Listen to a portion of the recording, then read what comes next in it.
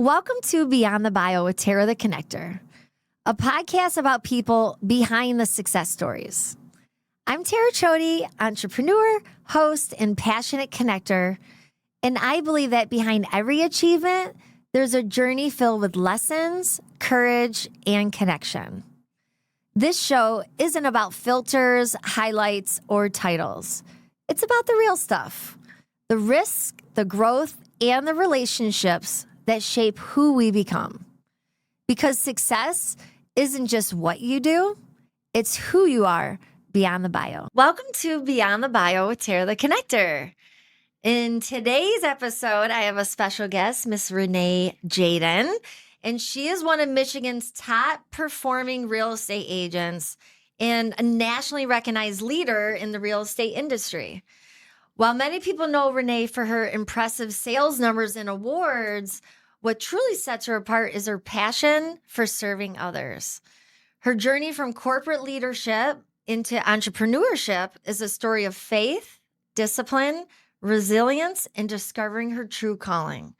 So Renee, thanks for being on today's episode of Beyond the Bio. Thank you so much. What an amazing introduction. I appreciate that. Thank you, Tara. I'm excited to be here. Well, thank you for being here. And I know we first met during you being interviewed to be in a Real Producers publication as a rising star. And then you've been crushing it. And really, you're with the Mark Z Real Estate Experts? Yes. It's been an amazing journey. I mean, just to see the fact that I've been in this journey for 6 years now, a publication company like Real Producers helps keep you stay motivated. It helps you inspire you to just keep thriving because really great moments like this and recognition come out of it. So it's been a beautiful 6 years. And, I think the fact that we met each other, which is very exciting. Yes. And I think that we've built a little bit of a friendship more than just acquaintance, which I love. Me too. So tell the viewers a little bit about how did you even get into real estate? 6 years you've been doing it. What did you do before real estate? Let's go a little bit into your backstory. Absolutely. So it's quite interesting. For over 25 years, I have been in the retail industry. And I worked for companies such as Nordstrom since I was 18 years old. Right after that, I was recruited for the Henry Ford Museum. And then after that, I also ran the designer department and club for Saks Fifth Avenue. Went back to Nordstrom, to my old stomping grounds, just because I felt that connection with the level of service that they stand for. So I felt like my mind was very aligned with that. Worked there for so long, learned everything. I truly believe like what I know today really came from like the school of Nordstrom. All the leaders that supported me there, wow, their training was incredible. Then COVID hit in, of course, 2020. And that, I'm not going to lie, it was kind of slowly getting burnt out a little bit, but I did love what I did. Mm-hmm. So I had a conversation with my husband and we kind of didn't know where brick and mortar was going to go. And that was an opportunity to maybe shift my career. And some of the things that came out of it was, okay, what can I do to be an entrepreneur? I think it's time for me to run my own business. And it's interesting because my husband's like, well, maybe you should do real estate. And I was like, well, maybe I should do mortgages. Maybe I should do real estate. But I realize I'm more of a front-facing person. And while mortgages are always out in front of clients in some way, shape, or form, I believe real estate agents are even more further and in front of clients, whether it's a listing or on the buy side. So what really happened is I started exploring real estate and I came across Mark Z's Instagram page. And when we were actually driving up north, and this is really funny. I was like, he was just pouring out value, making somebody feel confident that was the place to be to be able to be successful. And he was my old neighbor, which we watched him grow his business from being in the beginning all the way to just thriving. So I had sent him a direct message and said, I'm really interested in real estate. I'd love to make a visit out to the office. He invited me over, went to one of the meetings, and just felt this energy and this excitement from one of his recognition meetings, which we called like our mandatory meetings. Yeah. And I felt pumped. He then shared with me everything that the brokerage has to offer, what kind of commitment he would be able to provide. And he said, go focus on getting your license. So got a little taste of that, went back, took the test 3 times. Yeah, I had to learn how to understand the questions. Yeah. And then be able to get my license. And I told him that I would be starting the day after. So it was October 19th of 2020 that I got my license. I signed my my license with his brokerage. And then I told him that I wasn't going to start until January because I wanted to ride out fourth quarter with retail, because you know what retail looks like at the end of the year. So, and it was my commitment to my old bosses. And January 1st. So I took those 2 months to start promoting myself on social media so that people started to understand that this was going to be a new career for me. Okay. And by planting the seeds, getting the word out, it was awesome, because I actually got a first referral literally in the month of December. Someone said, I have somebody for you. The person flipped houses. A buyer walked in and said, this house is not for me, but I need to buy a house. The person said, hey, I have the perfect person for you. So I ended up taking the client in the beginning of January. We pended them in 2 weeks. It was a $600,000 deal in Plymouth. And we closed the deal at the end of January. Now, mind you, as any real estate agent would do this, I took out $10,000 on the side as my supplemental income in case I wasn't going to do a deal in 90 days. I didn't even have to touch that because I was getting so much knowledge from the 2 months that I had investing in myself that right when January came and I transitioned, I was ready to roll and had success with my first deal. Wow. So that's kind of the story. I know it's a little longer, but no, I love that. Yeah, it was a really cool experience. And when I had that winning moment, I was like, oh, I could totally do this. Right. And I'm going to keep doing this because the paycheck that comes out of it, and it wasn't even a company generated deal. It was, I brought that deal to the table. Yeah. So that was all through just social media and promoting myself. And so that's what happened. Okay. Well, that's pretty amazing because most people don't get a deal in what? 60 to 90 days. Yeah. Because that's what I prepared for. Yeah. Yeah. I mean, that's pretty impressive. Yeah. So what did your first year look like? Mm-hmm. So you started in January. Yeah. I know Mark does a lot of training and by the way, the energy, I have noticed that when you walk into a meeting or the office, there's definitely an energy. It's a contagious energy. Like you want to be a part of it, right? Yes. So tell me a little bit about some of the training that you've done to get to where you are. Yeah, I think that's a great question. And if anyone was listening to this, this is really good feedback for them. So I would probably say my first year, I tapped into everything. I wanted to put myself through the school of real estate. Now, you get your license, and getting your license is really understanding the laws of real estate. Right. But when you are working for a brokerage and a team, you are literally learning the skill, how to sell real estate. And that's not far away from what I did before. Mm-hmm. So it's just selling a different product, right? We're selling homes. We're not selling clothes. But so really it's a relationship-based business. So I was able to bring the relationship-based portion of the job to the table. But it was understanding the skill that Mark, Z, and the team had to offer. And I could share 2 things out of that. One, I would say I totally invested and tapped into every different resource. If there was a training going on contracts, we had something called boot camp. And for 2 weeks, it was really going over negotiations, listings, buy side, everything. And I remember one thing that we also did was a 7:30 role play call. And it was in the Monday morning through Friday, 7:30 in the morning. Okay, I love it. So every morning I got onto that call. And then I met with Kurt Shewell, and Kurt Shewell helped me develop a really good plan on how to be successful. And I said, well, listen, I'm coming from a very large salary, and I have a really, I would say, a very bougie life. Like I like it. I like to do my thing. I'm very comfortable with what I spend. Yeah. And so I need to make the same numbers. And he said, Renee, let me tell you how your schedule should go.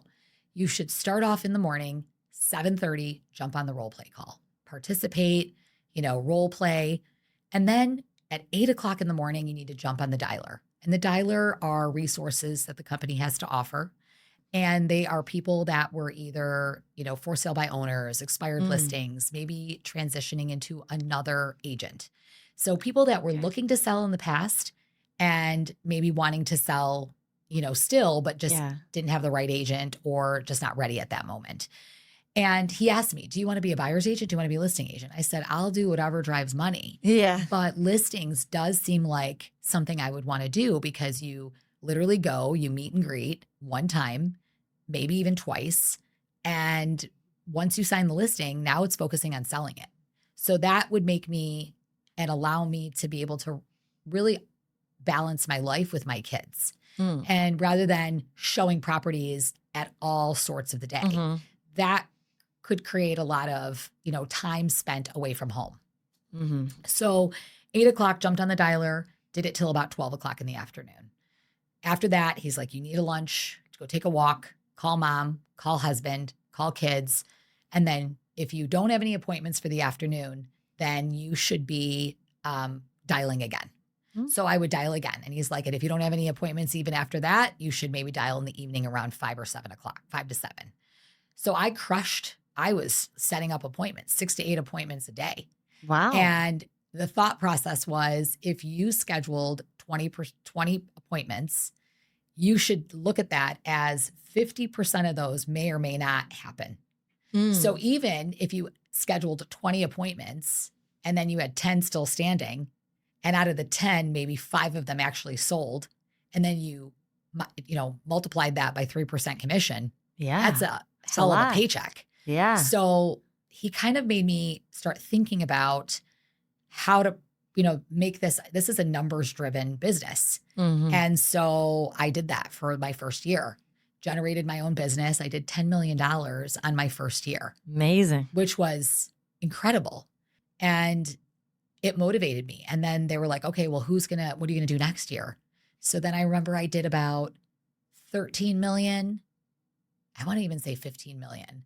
The third year I did 18 million. The fourth year I did 24 million. And mind you, what started to happen is I started generating more business through my sphere because I was sharing my success through the social media platform. Yeah. So the other tip that I received from the team was that you need to build the presence that you're a real estate agent. So when you walk into a room, people understand that that's Renee and she's a realtor.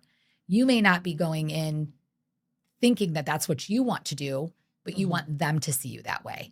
And so that was my goal. My goal was to make people understand that I'm a realtor, but beyond that, I'm a problem solver and I can help you sell or buy whatever you're looking for or help you reach your goals. Wow. So yeah, that's the story. Do you have any clients that have really left a mark on any unforgettable clients? I would probably say it's funny. I've had quite a year so far. Okay. And I think it's safe to say this. I think every realtor knows this right now. The market has changed. Yeah, It's definitely. a little different than when we started. I mean, COVID, everybody was just selling houses and the market was at its peak. Right. But what's been interesting in this real estate business is that I notice when things are softer, more problems occur. It's really crazy to me. I have no idea why. I don't know if people are like more laxed. They don't care as much, but I have to say I've had a couple of deals that have been very, very unique. I probably would say my most recent one, very, very interesting. We got all the way to the closing table. Come to find out that he had somebody in his life that had put a lien of interest on his home. And he had to come to the table getting rid of a $250,000 lien. But the client shared but didn't share. So that was kind of a situation where it didn't close, but it's going to close. So I would probably say I've had 2 complex situations this year, but have challenged me because most realtors could give up, but the answer always is, okay, how do I think outside the box? how do I help this person get further? If they were to detach from me today, what are they going to turn around and do? Are they going to utilize me? Are they going to go do something else? But why don't they do that with me? So I had another deal. This was actually interesting. Sold a property and got it under contract. Come to find out, the township says it's buildable, but the state says it's wetland. Oh. And it was a 40-year-old, like the person had owned the property for 40 years and had inherited. So it was really interesting. We could have just said goodbye, but we decided, I was like, let me call the state, contacted the state. Wow. The state said, here's what you need to do. You need to do something called a wetland delineation, and you need to get your buyer involved. We'll get someone to walk the field, understand where the wetland is, what the buildable areas are, and be able to form a survey for you so that you can present it to new buyers. So my client and I did this together. I found a company and we were able to get a wetland delineation done. The buyer did pay for it. He's like, I gotta sell this thing anyway. So I gotta eventually have this for the future. Got that done. We now have a couple of buyers that are looking at the property. We did have to part ways with the other deal because they were just kind of dragging us and weren't serious. But most importantly, my client was so happy that we had clarity around the property that he had, which got us closer to presenting this to another buyer in a way that they can purchase it in the future. So yeah, I think what I've just noticed is the people that are kind of coming at us are coming with some loaded scenarios. And the loaded scenarios, this is where people might think the job's getting harder. But it doesn't get harder if you truly want to help people. And you have to go in with your heart. Go in with your heart, roll up your sleeves. If it means you walking the property, if it means finding the resources, if it means contacting your friends to get you the right person, you are in a business of helping others and solving problems. So do what it takes and people will love you for it. Yeah. Wow. You are a fighter for your people. 100%. I love it. I love it. That's what God signed me up for. Aw. So you obviously, just pointing out this scenario, how important are building relationships, even with vendors and having connections? How important is that to you and your business? Gosh, I believe relationships, whether it's vendors, partners, people. I'm at a coffee shop. I'm at Lifetime Fitness. It's so important to, one, smile, project a great energy, and learn one thing about that person that you wouldn't have known. Yeah. Make people feel special. It's the result of what happens from just being yourself. And it's very, very important because when you need someone, and you're not walking in with that type of motive, you're walking in with truly just being a kind person, understanding that you care deeply more about that person and that you thrive off of relationships. So any person that I encounter, I want to make sure that they feel that energy. And if I'm doing like a one-on-one with somebody, I want that person to feel so special. I want them to feel that I value them and I found something about them that I do value. And I believe that leads to connection, and connection now leads to people wanting to help you more. So when you do have that question, or when you do have an opportunity to need help, I've never had a problem getting help from someone because they truly like me and I like them. For beyond what we need, because it's not about what you need. It's not about using people. It's about understanding that you value who they are and what they do and what kind of contribution they can be to your life to help other people. And when you start with that, then people want to do business with you. You should lead with you and not lead with your motive. I like that. Yeah. Now, your drive and kindness, have you always been like this? Had to drive and just been driven like this? Where does that come from, or who has motivated you? That's like such a heartwarming moment right now. You just said that to me. I got to tell you, like, my parents are always great. My dad was a server. My dad served the church for 30 years. Oh, wow. I have goosebumps thinking about it because he's not around, but he's always been someone that has always shared with me that you should always help people. And he's always in the back of my head saying, Renee, make sure that you're always kind and that you're always doing something to help somebody else. And I think that came from my dad. I really, really do feel that way. I mean, my dad served the church. He always did it. He did it voluntarily. He never did it for something that he wanted. Really? And I think that when we think about serving like our purpose is what I'm a faithful person. So God put us on this earth to serve other people, to help other people, because who do those other people have? Those people don't have anybody else. We are the ones that want to do that. So when I can help someone solve a problem, I feel that I had a great successful day that day.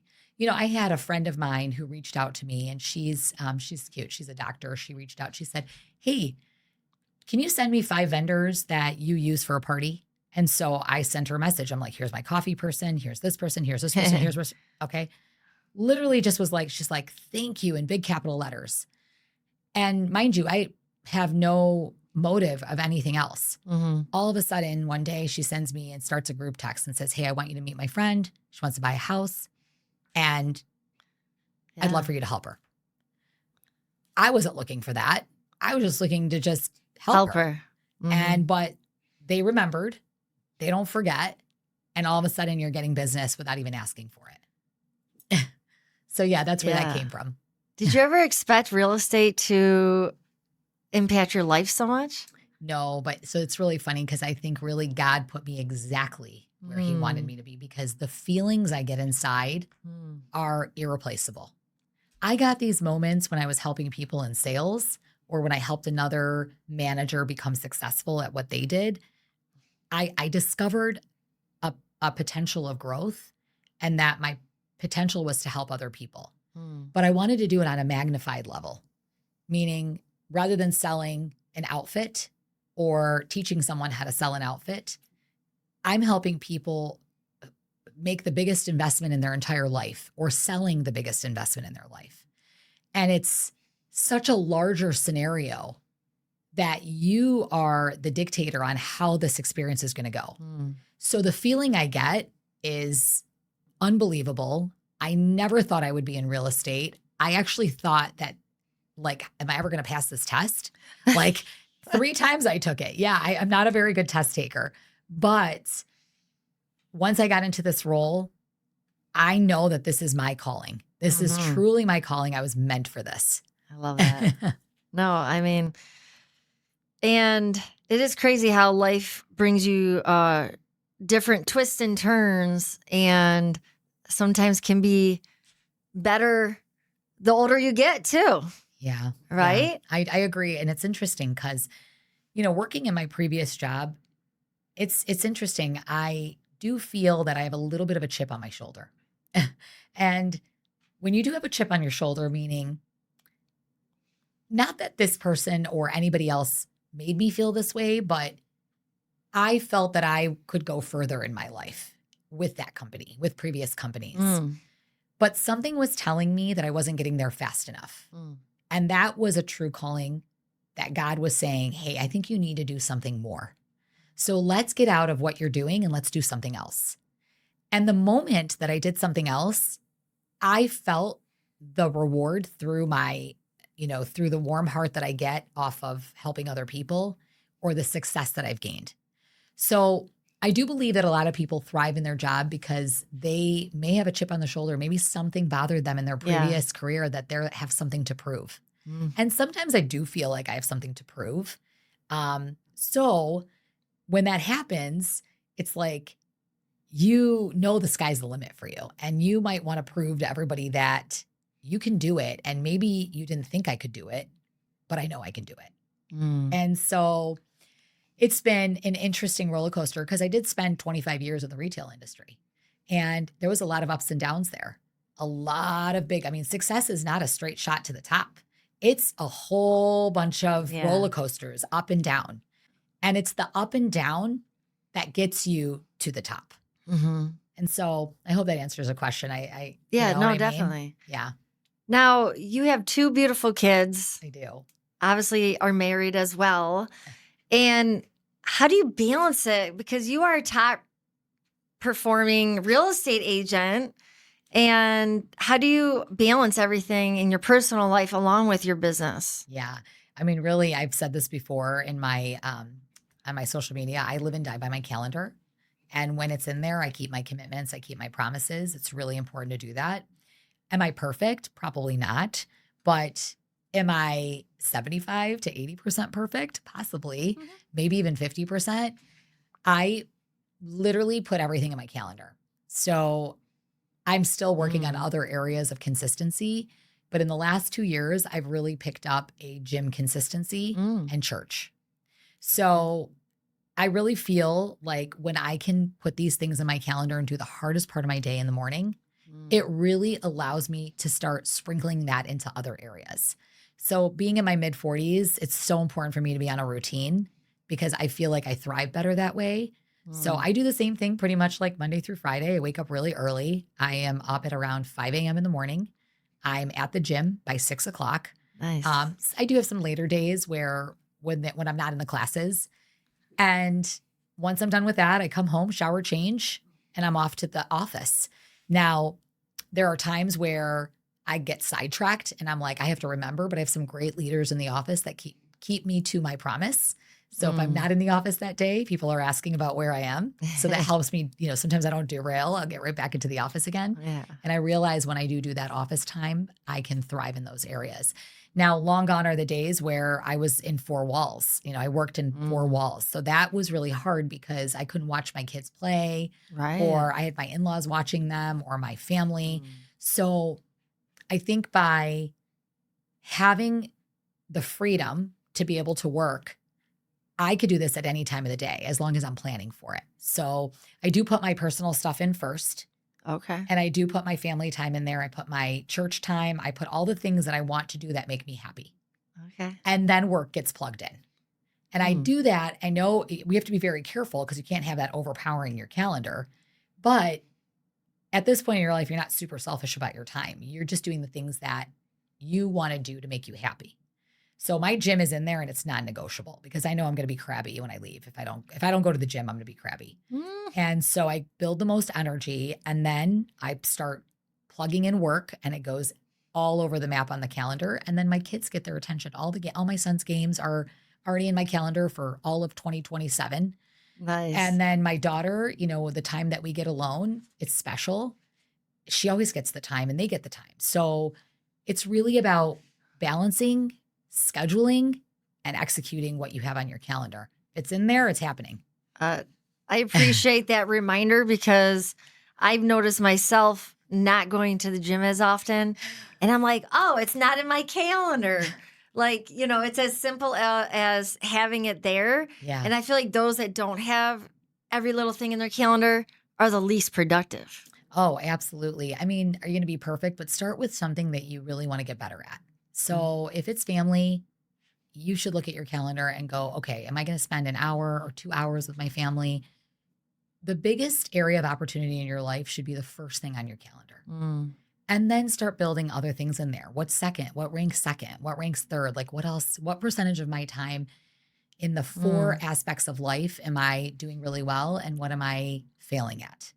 And I do say that, like look at it as how is my health, career, family, faith. I look at four of those things and I think, what is getting the most attention right now and what's not? And then how can I fix that on my calendar? Because we're never going to be perfect. But I know that I am 60 pounds lighter than I was 2 years ago. Now, is it all about weight? No, I feel amazing. And that's important. And health is so important to the energy that you portray when you're working with people. So in my opinion, I was struggling with that. So that was the first thing on my calendar. And my goal was, how am I going to do this every day and be consistent? Once I learned how to be consistent in that aspect, and I'm like, oh, what's the second part of life that I'm not doing really well at? Let's put that in the calendar. Nice. And then we'll go to the third, and then we'll go to the fourth. Do I have it all together? No. But if you are 50% better than you were before, progression and not perfection. I like that. Yes. So who in your life has been a big influence on you? Who has made an impact on you and your, not just business, maybe personal life? Is there anyone you can think of?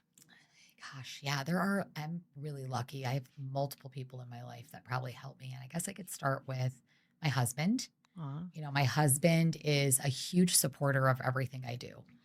He is pushing me to just do my own thing. Like he never like, he trusts the process. He's very like involved. And what I mean by that is like, he'll give me some advice or he'll tell me from a business aspect. Yeah. I've got some people that are at the gym that motivate me. I've got a great trainer. She's awesome. In the last 2 years, I was like, Missy, I need those arms. How do I get those arms? She's like, I got you. This is what we're going to do. I'm like, I have really great friends. I have a couple of girlfriends of mine that have pushed me to pursue my goals and get out of what I was doing before. And then I have two amazing leaders like Mark Z, who's been the biggest supporter, takes my calls, takes my questions any time of the day. Chad Apap, oh my God, like mentor from day one, taught me everything I know. Aw. If I didn't have these two leaders that are constantly pushing me, I don't think I would be where I am today in my business. And that's why I'm working on a team. People are like, oh, why aren't you working on your own? What do I need to work on my own for? I've got an awesome support system. I don't have to deliver a sign. I don't have to add a lockbox. I can literally have lunch with my daughter. I can watch my son's game and I can run my own business within this business. Right. So I'm very, very lucky. I've just got a great support system all around, but this all goes back to embracing every single person and developing strong relationships with them. So I can't really pinpoint one person. Oh, It's really all these people that are around me supporting me every day. Yeah. So you work by yourself? So I work by myself, but I've got a team, meaning we have a team of people that support each other. So I've got a group of people within the team that I count on, and it's like a group chat, and they are my showing partners. And what I mean by that is, so I am a solo agent, like meaning I'm an agent on the team. So I'm running my own business, but if somebody asks me to go see a home at 7:00 at night, and it's 2 hours away from the appointment, I can literally secure a person within that team within 15 minutes. Oh, nice. So we will always keep the appointment that the client can do. So we always want to accommodate them. So by working on this team, we've always got people available at all different times of the day that are ready to make money and ready to help. So that's how I can get to the closing table faster. Yeah. Because I would rather invest in someone else. I would split my commission, or I would give them some sort of compensation for helping me deliver great service to my clients. Yeah. I like that. Yeah. So I have a few other questions, but I want to do like a little fast fire. Let's do it. Some rapid questions here. All right. I know you're a morning person because you're at the gym, but you prefer coffee, espresso, tea, or energy drink? Oh, espresso all day. I love the foam on an espresso. Ooh. It's the best. Sounds good. Sounds good right now. Pickleball or golf? Oh, I think I have to say golf right now, even though I'm not very good. I think I saw you playing pickleball. I think I saw a picture of So this. I did play pickleball, but I loved it for like the fall. Yeah. But I'm just loving the breeze, like on the golf cart. Oh, I'm loving yeah. the range. Not very good, but it's okay. I just love the experience. What's one book you would suggest others to read? Well, I love the Austin Chevron book, The Money Puzzle. That's been one I still am reading right now. I would suggest that. I think I would especially say that is a really important book for anybody in the real estate world. You watch a lot of stuff out there where people might be spending more than they're making, and don't manage their expenses very well. I've had the privilege of having him as my coach for a few months, and he is incredibly smart. And to learn how to financially budget in this world is so important. Or you could be spinning your wheels and realizing at the end of the year that you have $0. Right? Yeah, it's a big deal. So that's The Money Puzzle. The Money Puzzle by Austin Chevron. Austin, if you'd like to sponsor this episode, reach out. I'll let him know about this. Yeah.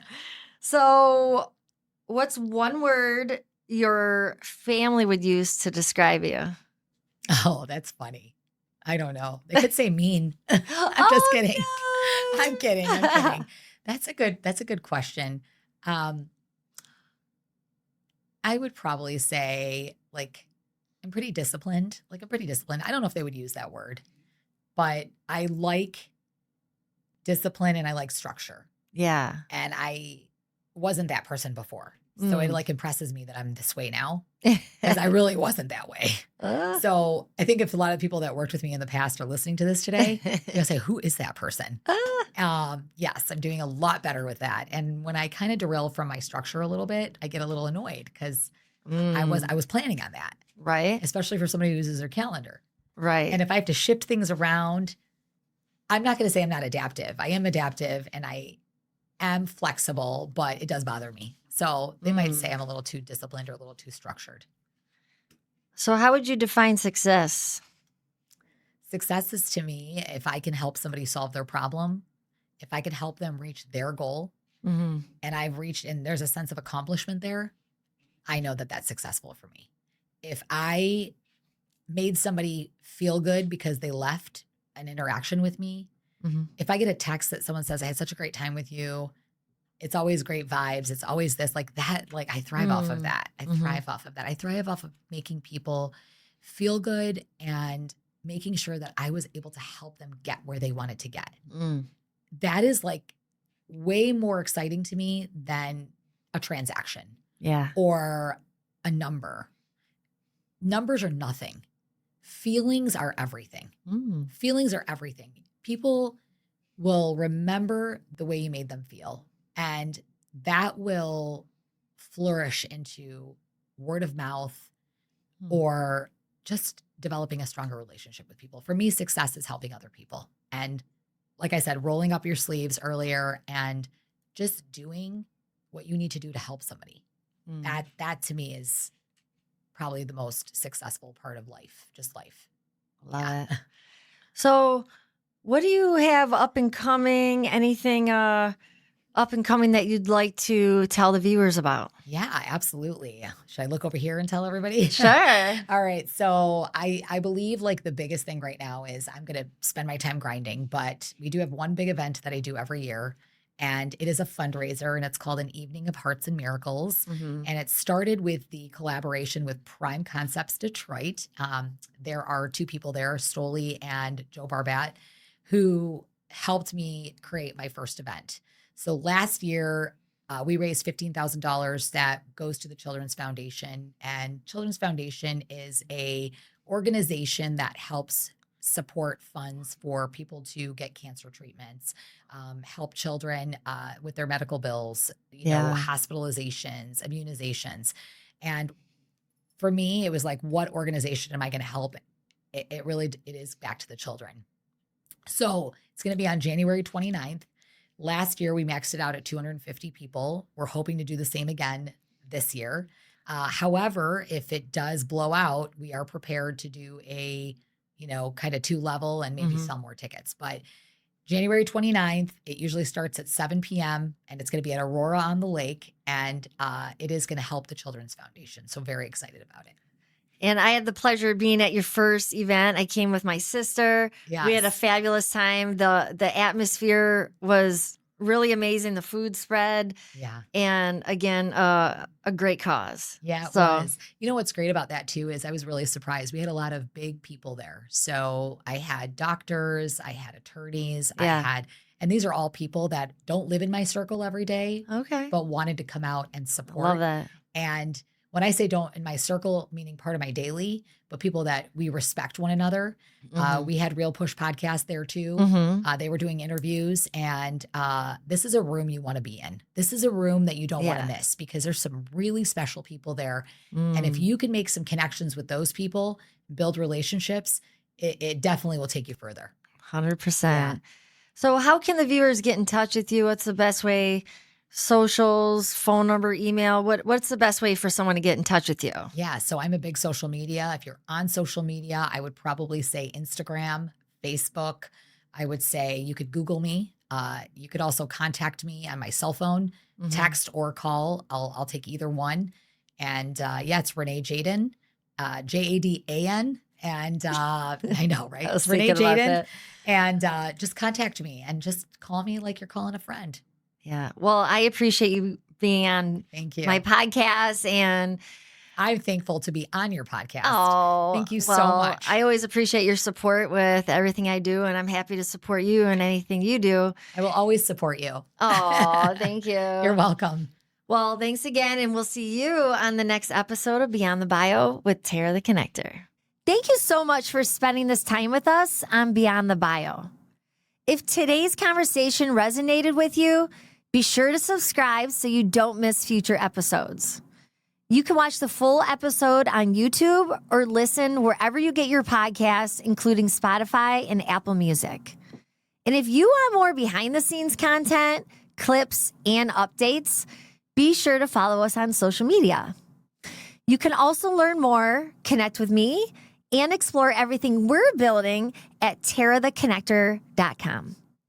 Thanks again for being here. And remember, success isn't just what you do, it's who you are beyond the bio.